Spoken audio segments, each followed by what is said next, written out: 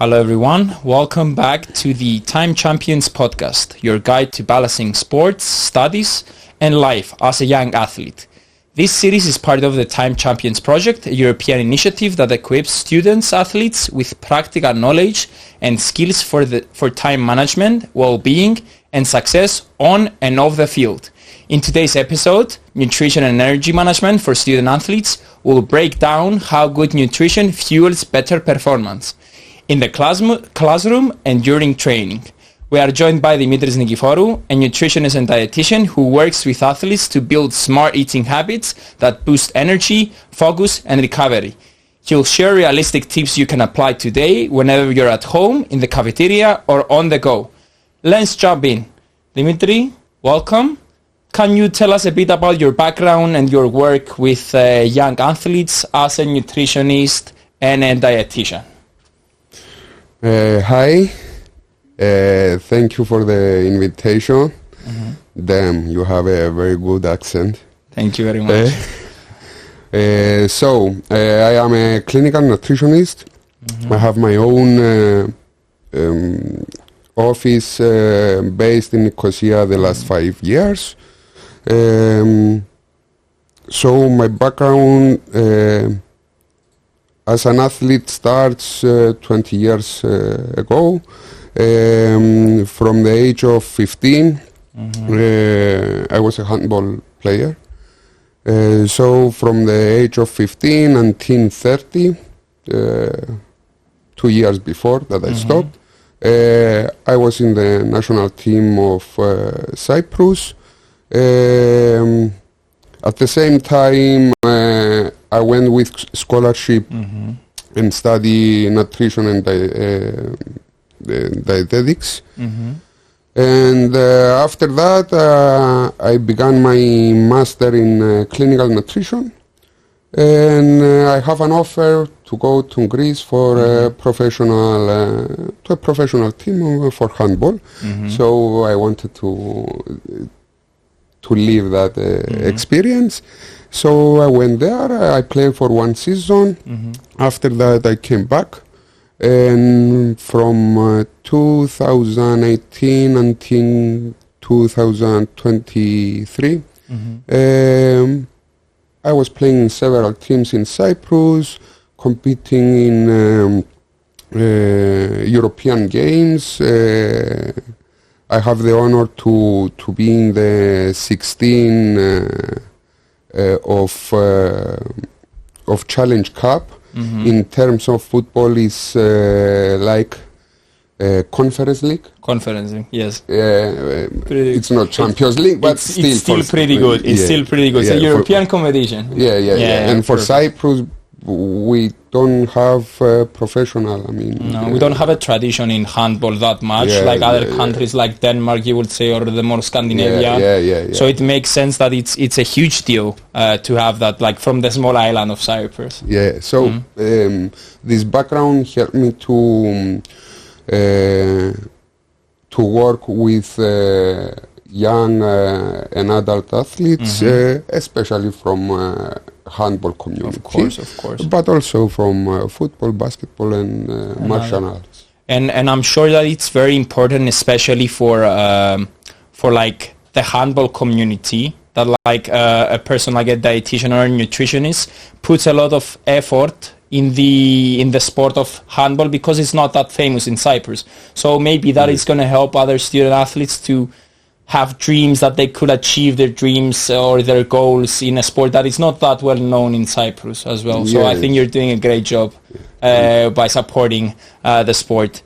So going back to your work, so why would you say that proper nutrition it's such a crucial part of performance and recovery for student athletes? Okay. So basically, with proper nutrition, we want 4 things. We want the energy and endurance that we're gonna get through carbs, protein, and fatty acids, or without how do you call it? without energy, so the performance falls.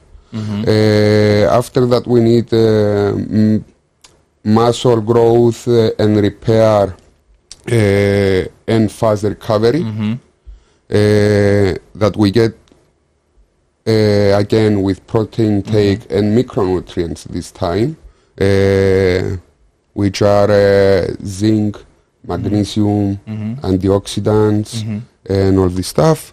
Third, we want the mental focus and academic skills that we get from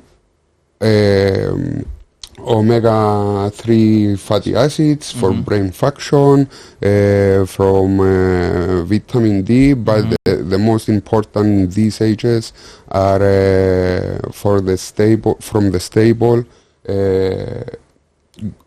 blood glucose glucose in the blood. And last one, we need proper hydration and electrolytes balance to be our muscles and our brain to function well. It sounds like I think when we put it into perspective and we categorize everything that we need for it's easier for students, I think, to realize how important it is to have a very, very balanced diet and to have everything in order to perform. Of course, balancing sports and studies is demanding, as you just said. So how would you say nutrition supports both physical energy and mental focus during a busy day? So if we put it into perspective, a busy day that a student athlete might have, how is it possible to balance school in the morning and then later also training with nutrition? Okay, this is a very good answer because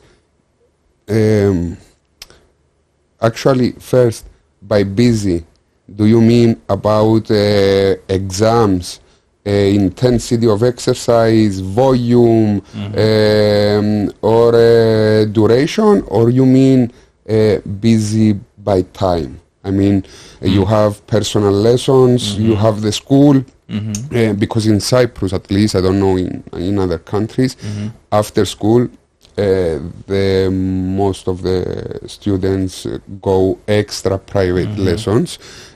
So it's about timing that we are speaking. I would say we're talking definitely about timing, but also how would it be easy for the students through the busy day to have time to maybe meet the needs that they might have, nutrition wise. Okay. Again, I will speak. I worked at the past also online. I mean, with other in other countries, but mostly about Cyprus. The most important thing, I think, are the parents in the house, because at the age of 16, for example, I don't see a lot of young athletes having meal prep and having time to cook, and even that, which are many adolescents now, they start to care about their physique and their strength and all of that. It's not how do you call viosimo? It's not sufficient. It's not sufficient to cook 3 meals per house. Yes. So I believe, and I see through my practice at the office, the whole family has to engage these things and help or guidance or prepare, because if you want your kid to be healthy, a good student, successful with career, and at the same time you want him to be like the next Messi or something, the top level athlete, an elite athlete, you can eat junk food, or you don't have a proper nutrition, it's just pointing your young athlete. or like eat whatever your mother or like or your grandparents are cooking or something like this. So the whole family has to change their habits. Of course. I think that would make sense because even in individual sports, like we're talking about mixed martial arts, which only one person is in the octagon, there is a huge team behind it with parents, family, friends, professionals that still are there to support the athlete. So I think it's a group effort no matter the level. So I agree 100% with you. So to finish the question, you need a team behind you. I get it. It's difficult to have the coach, the psychologist, the nutrition, the personal trainer, whatever. But at least the family about to moving you, to cook you, to care about these things, and not to bring obstacles in front of you. It's the least thing, and the most important, I think. No, I agree 100%. So now, because we're already in that aspect about talking some mistakes that a lot of students or like their families are doing, what would you say are some like common nutrition mistakes that student athletes make, especially when they're trying to save time or eat on the go, that we're doing? Some common mistakes that they might be doing. Okay.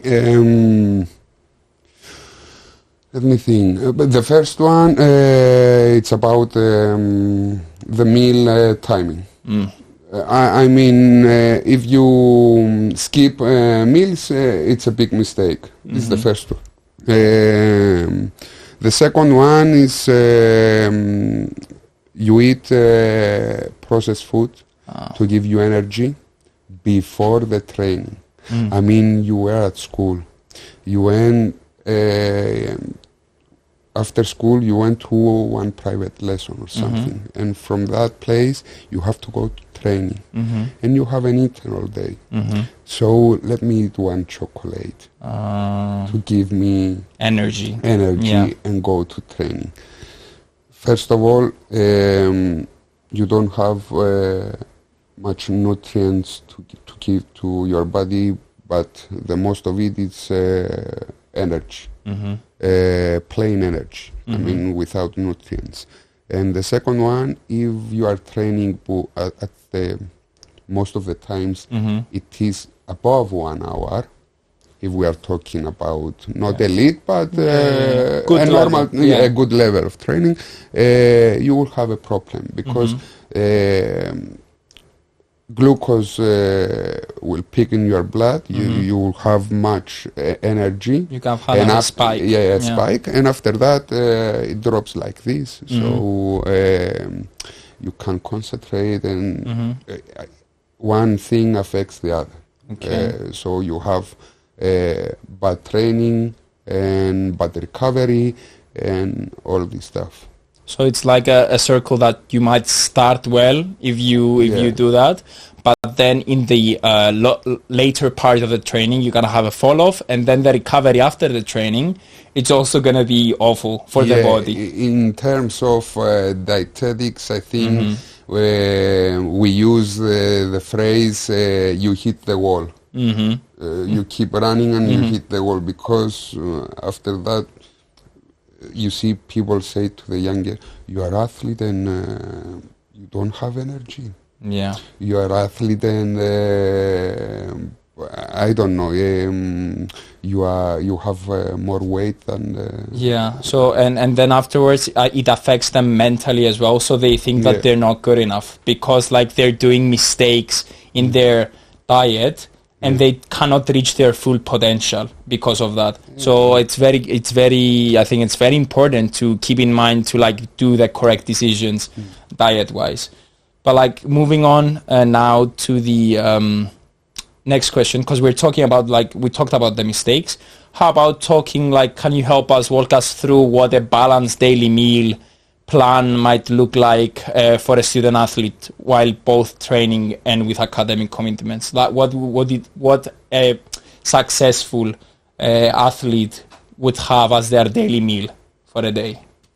Okay, so that's a good question. First of all, and the parents and the whole family and the young athlete, they have to be realistic and understand the program of the day. Unfortunately, in nowadays the lifestyle is going crazy. I mean, the rhythms, and it's not only for the parents, for adults, for the whole for the kids also. So you have to put, the first thing you have to do is to put timing on meals. I mean, I know that I have a break at school at that time. Okay, I have something, I need to have something to eat at that time. You have to put 5 to 7 if you have everyday training, maybe, because maybe you have post-workout or after workout. So you need to have 5 to 7 meals. And these meals, you have to have consistency. We don't talk about calories or quality of the food now. We are talking, you need to eat because your daily routine is like this. If you put this, then it's okay to go and see the quality. After you see the quality, then if the young athlete needs to lose weight, to lose fat but not weight, to grow muscle, to whatever, then it's customized. But the first two things is to put the timing on the meals, and after that to see the quality. So if you don't have plans, and you want remind me the question was exactly how would you structure like a daily routine of meals? So we put our meals. For example, here in Cyprus, they go to school at 7:45, more or less. Yeah. If you don't want to have a breakfast at this time, you have to eat for sure at the first break. Okay. 9. Yes. Sorry. So maybe one toast with cheese. We don't like very much about quality, not about the calories or macronutrients. The processed ham or like cold cuts. Cold cuts. Yeah. We don't like, even it's turkey or something. We don't like, especially in that age. So you have the choice of cottage cheese and avocado, which is and protein, and from the bread the carbs, and the fat from the avocado.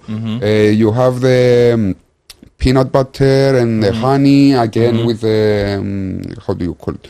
With the food. To say yogurt, I get it. It's difficult. You can't put at the school yogurt or cereals with milk. You will have to. So this is one example as the day goes. After that, you have to go to the second or the third. It depends from the person, and have fruits with nuts, or if you don't want all the time fruits with nuts and all these things, if you find a ready cereal bar, you have to be careful to watch the label and see there are at the market at this time bars which they don't have oil, seeds oils, glucose syrup, and all this stuff. That would spike your glucose, but it's very important to see the quality. Yes. And after that, you go to lunch. After school, about 2 o'clock, 1:30. We want one meal that has the vegetables, the protein from meat or from lentils or from animal-based. How do you call it? Animal-based food. Yes. We want the carbs, like rice, or again lentils with rice. With rice as well, or with maybe bread, pasta as well. Maybe they put inside. But we want Well-rounded. complete, well-rounded food. And after that, it depends. For example, if the training is at 5 o'clock, for sure you have to eat again. For sure. We want to go to the training, and we want to go with empty stomach, but without carvings or cravings, or to be hungry. Like to feel that you are full and you don't need more food, but not bloated. But not bloated, exactly. Okay. After that, if the dinner it's on 8 o'clock, 9 o'clock you have to eat. It's very important.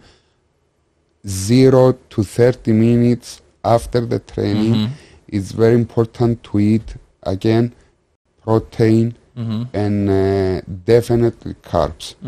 We see here in Cyprus, I'm sure that you noticed too, after the training, after the gym, you see shakes or you see protein. Even if someone doesn't want to get supplements, get eggs. Without the fruits, without anything. It's very important to take at that window the carbs. So have to. It's the recovery. It's getting much easier. So carbs are very important for recovery, as well as protein. Yes, it depends from sport to sport. Of course.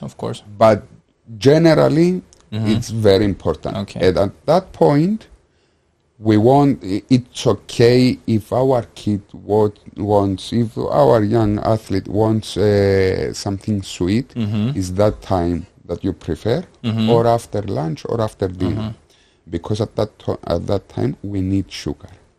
It's not like before the training we don't want high glucose to spike. At that point we need this. And after that, the dinner, that it depends. It's again gonna be it depends at the time of sleeping or at the time. Maybe he will need another. He or she will need another one. I don't know, fruit after. Something light. Something light. Of course. This is one very general example of timing to put in order. But I think it's very important, because like a lot of people don't know that they also need stuff after training, before training, in order to help them, and like also to do the correct decisions after training and before training. Because I feel like a lot of people are finding difficulties and reading a lot of stuff everywhere. So I think like it's good to just put it into a structure to help them. So you start general and then you get customized when you have to focus on specific things. So now talking about food, we also need to talk about hydration as well. So like how important is hydration in managing energy levels and avoiding fatigue? It's unbelievable how important, how much important is the hydration and the fluid intake, and what fluid. Especially in Cyprus, or which hot countries. 8 months we have like 30 degrees and above. So basically, we want to refuel our water intake the whole day. We don't want, for example, to to drink above 1 liter per hour because we forget to take water. This is the first. The second, even in the age, I mean, from 16 years old, and depends again in what sport. But during the summer, I think we need, all of us, all the athletes, they need electrolytes. Electrolytes, so we important. don't have a good quality of water, to be honest, here in Cyprus. Okay. That we know the water, the metallic water has also magnesium, potassium, and minerals. In Cyprus we don't have, so you need the electrolytes, especially even if you sweat a lot. One thing that is very important to do the young athletes, if they have a scale, A scale, before training, they have to weigh themselves, and after that, when they finish, even if they drink water during the training, doesn't matter. If they are too much sweat, take out their t-shirt and weight themselves again. If you will notice the most of the times, how do you call it? A difference between the two weights.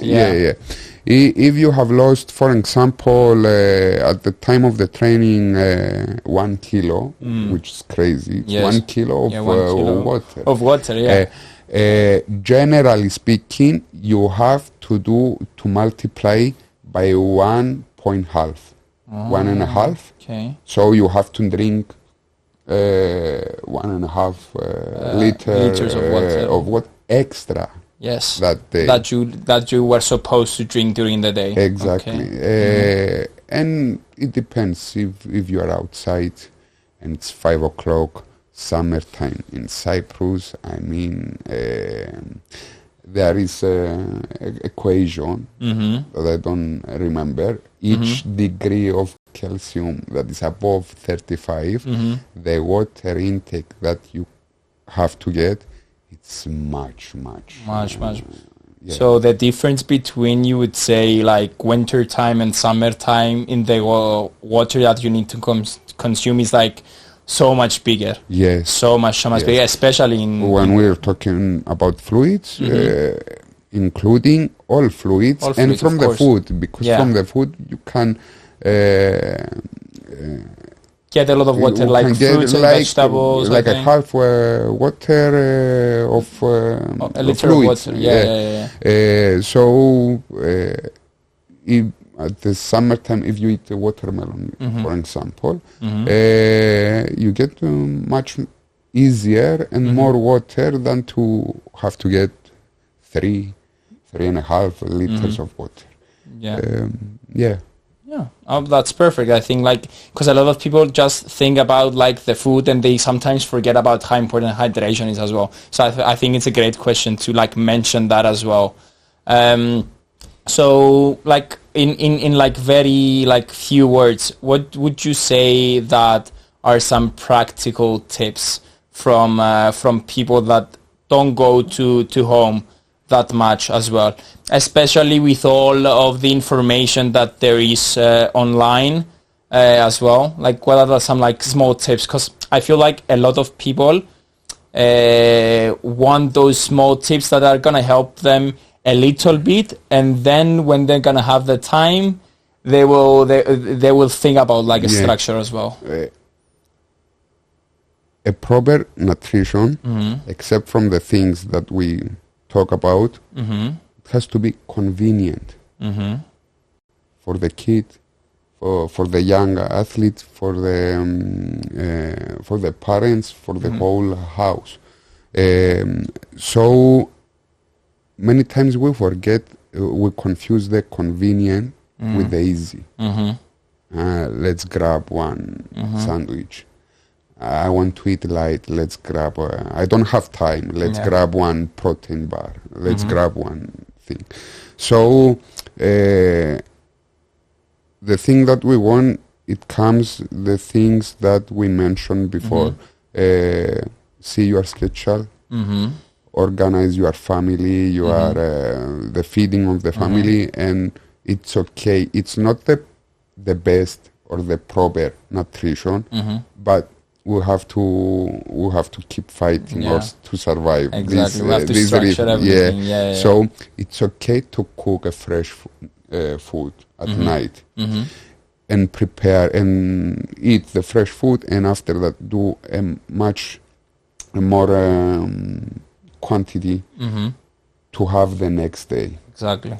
You could eat the same food. You will cook. It's not necessary to cook 2 times per day for 7 days or for 6 days, and I mean it's 12 times you have to cook. You have to wash the dishes. You have to go to the supermarket more times, maybe. So it's okay to cook at night. And you know from the time that you go to bed that tomorrow I'm busy and I have food. And I have the food that I want. It's a good quality. It will give me the right nutrients, the right balance, energy, and we'll keep going. As of snacks and all this stuff, yes, in the market there are plenty of choices. But okay, I think we're gonna talk later about online, because we see too much information and too much products. Yeah, and sometimes false information. Products. Yeah, miracle products. That was actually, yes, that's my next question. Talking, of course, about diets or supplements, I'm sure that there are a lot of, let's just say, scams, or maybe like some supplements that are like offer crazy things. So what would you say, like 2 or 3 products or diets that you think are like very famous right now, but it's better to avoid because they don't have, you can't have the goals that they promise? It's crazy what's happening. It's crazy. Yeah. Lots of misinformation. I can't manage it anymore. I mean, it's too much, the misinformation. For example, I will get back to the question, but I want to say one example. I have one young athlete. It has a lot of desire to be right and all this stuff. He's okay with his food, but too much. I don't know what it's happening with its algorithm in TikTok or Instagram. But all the times it's about supplements, it's about trainings, it's about. So he comes to the office and I told him about dry oats in his yogurt. In one snack, and he tell me, but it's not good, the oat, because now they found that they have oats have one protein that allows the estrogens and all this stuff. Okay, the research, it's okay, it's true. But I told him, okay, and what do you put instead of oats? And he told me Choco Pops. Yeah. What do you mean? You mean that the oats are not good, are not healthy, and you prefer? Like full of sugar, processed as well. Colors, and all this stuff. And it's like, I didn't think about it. So, in nowadays, from younger, even if they are not athletes and they want to go to the gym, it's very common for them in nowadays. Shilajit, mostly adults, but now it's happening in younger ages. Berberine. This thing with oats, creme creatine. Creatine. Yeah, they all read the papers. Yes, it's correct. They analyze full the creatine, especially monohydrated, and yes, it's safe. It's very good supplement. It's not for all. It's, one thing doesn't fit all. Nutrition or supplement. I don't know. There is no a word. Am I allowed to do this thing, to get this thing? Better you can ask yourself or ask the dietitian, is it worth it? For me as a person. It doesn't mean that because it works for everyone else, it's going to work for me as well. Yeah, but also it goes with foods, not only for supplements. Am I allowed to eat avocado? Am I allowed to put chia seeds in every yogurt water or goat cheese or everything? Even their water. So it's not a good word to describe your food. What do you mean allowed? You can do it. If you want, if it works for you. Want, either sweets, either ice cream. If you want, but at what cost? How many times? It's okay if it's 1, 2 times. So it's crazy. There is a lot. They another thing. They eat honey before the training with salt. I've heard of that before. The kids now, because they heard from the bodybuilding community, which I repeat, many things are good or it's correct and all this stuff, but it's not for all. It's not for everyone. No. That's why we are talking about customized nutrition plan. Customized. Even in the trainings now, they do customized. Exactly. Because like every single athlete needs to have their customized plan, and it should be the same for diet as well, not only the training. And even in team sports, yes, exactly, they do customized. Exactly. What about nutrition? Exactly. It needs to be like in football. You would see like a lot of which is like the most famous or like most popular, let's just say, sport in Cyprus. You would see each player at some point to have their own training, customized training. So it should be the same about diet as well, even in team sports. So finally, moving on the last question, how does developing good nutrition and energy management habits help athletes in their long-term health and careers? So how important, like in a few words to close this podcast, how will it help in long-term health, but also careers as well, nutrition? Okay, it meets the proper nutrition, but the thing is, either you are a young athlete, either you are someone that hits the gym 3 times per week, either you are some working professional or whatever. The work performance needs everyone. I mean, you have to performance to your work. You need nutrition. 100%. You have to performance in the game or in the training. You need nutrition. So how does it meet the proper nutrition, the good career or good performance? We need is the vehicle, the nutrition is the vehicle to do the things that we want and it's necessary in that time to achieve our goals, either are medical or not. So the thing is that coaches, family, and the whole government system to how to approach this thing. Exactly. So I would say that we have to start them young.